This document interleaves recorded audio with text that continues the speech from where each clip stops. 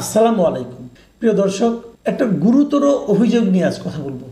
একজন সাবেক সচিব এবং তিনি অফিসার্স ক্লাবের একজন গুরুত্বপূর্ণ ব্যক্তি, মানে বর্তমানে যে অফিসার্স ক্লাব আছে তার সাধারণ সম্পাদক, এবং একই সঙ্গে বৈষম্য বিরোধী কর্মচারী ঐক্য ফোরামের সভাপতি, এবং তাছাড়াও বিএনপি চেয়ারপারসন খালেদা জিয়ার একান্ত সচিব। ওনার নাম হচ্ছে ABM আব্দুস সাত্তার। উনি এই গুরুতর অভিযোগটা উত্থাপন করেছেন। উনি বলেছেন যে এই বর্তমান অন্তর্বর্তীকালীন সরকারের 8 জন উপদেষ্টার সীমাহীন দুর্নীতির প্রমাণ ওনার নিজের কাছে রয়েছে। 8 জন উপদেষ্টা দুর্নীতি করছেন এবং সেটা সীমাহীন দুর্নীতি, এবং তার তথ্য প্রমাণ এই সাত্তার সাহেবের কাছে আছে। এই ধরনের একটা অভিযোগ করার পর এখন করণীয় কি? দেখুন, এই অভিযোগের কথাটা মিডিয়াতে চলে এসেছে। উনি এটা কালকে বিয়ামের একটা সমাবেশে ছিলেন, সেখানে মানে যত প্রশাসনের যত কর্মকর্তা কর্মচারী আছেন প্রায় সবাই সেখানে উপস্থিত ছিলেন, এবং এই অ্যাডমিনিস্ট্রেটিভ সার্ভিস অ্যাসোসিয়েশন তারাই ছিল এটা আয়োজক, এবং সেখানে শীর্ষস্থান থেকে নিম্নস্তর মানে প্রচুর প্রশাসনে যারা আছেন সবাই আছে। এবং তিনি কি বলছেন শুনে, ওনার কথাটা আমি আপনাদেরকে পড়ে শোনাই পত্রিকা থেকে নিয়ে। উনি বলেছেন, আমি খুবই হতাশ। আমলাদের চরিত্র না হয় খারাপ হয়ে গেছে, কিন্তু জুলাই আন্দোলনের রক্তের উপর দিয়ে চেয়ারে বসা অন্তত 8 জন উপদেষ্টার সীমাহীন দুর্নীতির তথ্য প্রমাণ দিতে পারব। গোয়েন্দা সংস্থার কাছে 8 উপদেষ্টার দুর্নীতির প্রমাণ রয়েছে, কিন্তু কারো বিরুদ্ধে কোনো ব্যবস্থা নেওয়া হচ্ছে না। তিনি যখন এই কথাটা বলেছেন তখন উপস্থিত কর্মকর্তা যারা এখানে ছিলেন সবাই ঠিক ঠিক বলে হাততালি দিয়েছে। কেন হাততালি দিল? তার মানে হলো, এই যে উপস্থিত কর্মকর্তারা যারা দুর্নীতি করেছেন, একজন মনে করেন উপদেষ্টা যদি দুর্নীতি করেন, দুর্নীতিটা কীভাবে করেন? ধরেন কোনো একটা নিয়োগ, কোনো একটা বদলি, কোনো একটা তদবির, কোনো একটা কাজ পাইয়ে দেওয়া, এই সবই তো এই কর্মকর্তাদের হাত দিয়েই হয়েছে। কাজেই যখন উনি উচ্চারণ করতে পেরেছেন, বাকিরা তাকে সমর্থন দিয়েছেন। আমি মনে করি, আমার নিজস্ব বিবেচনায় মনে করি ওনার অভিযোগ সত্য, কারণ ওনারা জানেন কাজগুলি কে করেছেন। ওনার ব্যক্তিগত চরিত্র যাই হোক না কেন, সাত্তার সাহেব যে খুব দুধে ধোয়া তুলসী পাতা তা কিন্তু আমি পার্সোনালি মনে করি না। কারণ এই অফিসার্স ক্লাবের সাধারণ সম্পাদক, উনি কীভাবে সাধারণ সম্পাদক হয়েছেন সেটা নিয়েও কিন্তু নানা ধরনের বিতর্ক আছে। যাক, সে আলোচনায় আমি না হয় আরেকদিন যাব।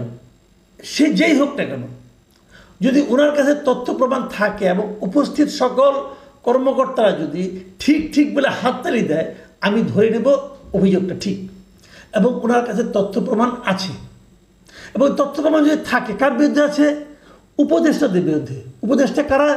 তারা মন্ত্রীর দায়িত্ব পালন করছেন, মন্ত্রণালয়ের দায়িত্ব পালন করছেন। তাদের হাতে আমরা দেশকে দিয়ে রেখেছি। আমরা যাদের হাতে দেশের দায়িত্ব দিয়েছি সেই লোকগুলো কারাপ্ট।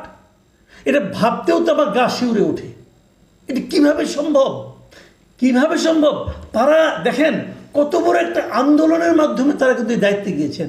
আমি বারবার বলে এসেছি, শুরুর থেকে বলছি যে যাদের নিয়ে উপদেষ্টা পরিষদ গঠন করা হয়েছে এই লোকগুলিকে, আমি ম্যাক্সিমাম লোকগুলিকে, 2-1 জন বাদ দিয়ে আমি ম্যাক্সিমাম লোককে যোগ্য মনে করি না। এটা আমি শুরুর থেকে বলতাম। আবার পাশাপাশি আস্তে আস্তে এটাও বলতাম সম্ভবত লোকগুলি সৎ। এখন দেখা গেল আমিও জানি না, আমিও ভুল জানি। আমি অবশ্য শেষ দিকে 2-1 জন উপদেষ্টার অসততার কথাও বলতাম শেষ দিকে, কিন্তু উনি তো 2-1 জনের কথা বলেন নাই, গুনে গুনে 8 জনের কথা বলেছেন। তাহলে এই 8 জনকে থাকবে? এই 8 জনকে কন্টিনিউ করবে? যদি কন্টিনিউ করে, এর মধ্যে যারা দুর্নীতি তারা করেছে, আরও দুর্নীতি করার সুযোগ তাদেরকে আমরা দেব? কোন 8 জন? উনি নাম বলেন নাই। তাহলে আমি তো সবাইকে, এখন তো আমরা সবাইকে সন্দেহের চোখে তাকাবো। হয় ওনাকে নাম বলতে হবে। আমি মনে করি সরকারের উচিত হবে, দুদকের উচিত হবে যে সাত্তার সাহেবকে জিজ্ঞাসা করা হবে কোন 8 জন, এবং সেই তথ্য প্রমাণগুলো আমাদেরকে দিন এবং আমরা সেইগুলোর আলোকে তাদের বিরুদ্ধে অ্যাকশনে যাই। ডক্টর ইউনূস সাহেবের উচিত হবে সাত্তার সাহেবকে ডেকে জিজ্ঞাসা করা, ভাই তথ্য প্রমাণগুলো আমাদেরকে দিন, আমি সেই আলোকে এগুলোর বিরুদ্ধে অ্যাকশনে যাই।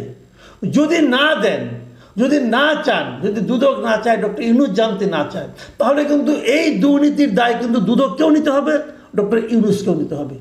কি দায়? প্রশ্রয় দেওয়ার দায়। তার মানে কি ডক্টর ইউনূস এদেরকে প্রশ্রয় দিচ্ছেন? আমি জানি না এই 8 জনের মধ্যে ডক্টর ইউনূসের নামও আছে কিনা, আমি বলতে পারবো না। আমি এখন সন্দেহ সবাই কী করবো? যতক্ষণ পর্যন্ত এই 8 জনের বিরুদ্ধে অ্যাকশন নেওয়া না হবে, যতক্ষণ পর্যন্ত এই 8 জনের নাম প্রকাশ করা না হবে, ততক্ষণ পর্যন্ত আমি সকল উপদেষ্টাকে মনে করব যে সেই 8 জনের মধ্যে আছে। এবং আমি জনগণকে মনে করি, জনগণও তাই মনে করবে। এখন বিষয়টা কিন্তু একদম ওনাদের কোর্টে যেয়ে চলে গেল। কি করবেন ওনারা? ওনাদেরকে ভালো মনে করে, ওনারা কিন্তু জনগণের ম্যান্ডেট নিয়ে আসেন নাই, ওনাদেরকে ভালো মনে করে দায়িত্ব দেওয়া হয়েছিল। এবং সেই ভালো মনে করা দেওয়া দায়িত্বের তারা যে এমনভাবে অপব্যবহার করবেন, এটা আমরা কেন ভাববো? যখন আমরা প্রমাণ পেলাম, তথ্য প্রমাণ আছে বলে একজন দাবি করলেন, তখন কিন্তু আমরা আতঙ্কিত বোধ করছি এবং আমরা এটা একটা কড়া সুবিচার চাই।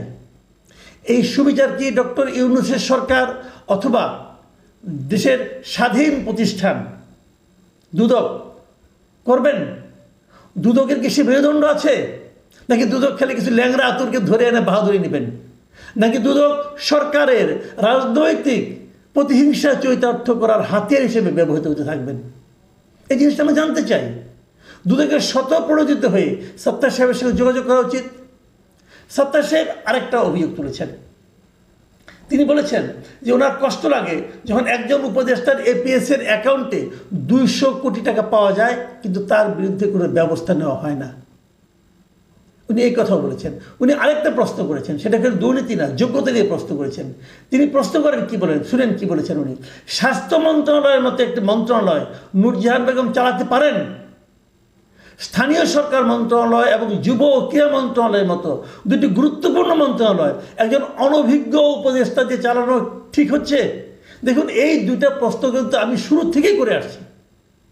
আমি ছোট মানুষ, আমার কথা গুরুত্ব কেউ দেয়নি, কিন্তু আমি কিন্তু শুরু থেকেই এই প্রশ্নগুলো করছি। যে কোনো প্রশ্ন আমি করছি, তার মধ্যে এই দুইটা প্রশ্ন আছে যে কে নূরজাহান বেগম, স্বাস্থ্য খাতকে উপলব্ধি করার জন্য ওনার মধ্যে কি অভিজ্ঞতা আছে, কি যোগ্যতা আছে। তারও চেয়ে বড় কথা, গত 1 বছরে উনি কি দেখাতে পেরেছেন? জিরো। আসিফ মাহমুদ সজীব ভুঁইয়া উনি কি করছেন, কি দেখাচ্ছেন? উনি কোন বিবেচনায় একজন মেয়র নির্বাচিত করলেন যে ঢাকা উত্তরের জন্য, যার বিরুদ্ধে হিজবুত তাহরিরের সঙ্গে তার সংশ্লিষ্টতার অভিযোগ আছে, তথ্য প্রমাণ পাওয়া গেছে, তাকে উনি নিয়োগ করলেন কোন বিবেচনায়? ওনার কি যোগ্যতার বিবেচনায় উনি এটা করলেন? ওনার কেন মনে হলো? ওনার ইচ্ছা হলো আর হয়ে গেল? এটা কোনো রাজত্ব নাকি? উনি চাইলেই সব করতে পারেন? উনি চাইলে আর হয়ে গেল? এটা হয় না। একে নিয়ম নীতি লাগে। যাকে নিয়োগ করেছেন ওনার কি কোনো ধরনের এই ধরনের প্রশাসনিক অভিজ্ঞতা আছে? নেই। আমরা শুনেছি উনি অন্য একজন উপদেষ্টার কাজিন হন এবং এটাই তার যোগ্যতা। ভাই, এই দেশটা কি আমি আর মামুদের নাকি? কি ভাই, কি শুরু হয়েছে দেশে? এরা দণ্ডমুণ্ডের কর্তা হয়ে গেছে।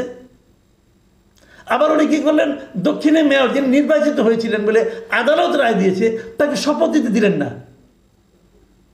তো এই হলো তার গর্তমি। তাকে এই সত্তার সাহেব অযোগ্য হিসাবে কিন্তু বলেছেন, ইঙ্গিত করেছেন। আমি জানি না এই সমস্ত বিষয় ডক্টর ইউনূসকে স্পর্শ করে কিনা, বাট করা উচিত, করা উচিত। কেবল যদি এগুলো স্পর্শ করে, যদি উনি অ্যাকশনে যেতে পারেন, তাহলে প্রমাণিত হবে যে ওনারও যোগ্যতা আছে। নতুবা উনি মেরুদণ্ডহীন, অযোগ্য, অথর্ব একজন প্রধান উপদেষ্টা হিসাবে ইতিহাসের কাছে বিবেচিত হবেন। প্রিয় দর্শক, এখন এ পর্যন্তই। আল্লাহ হাফিজ।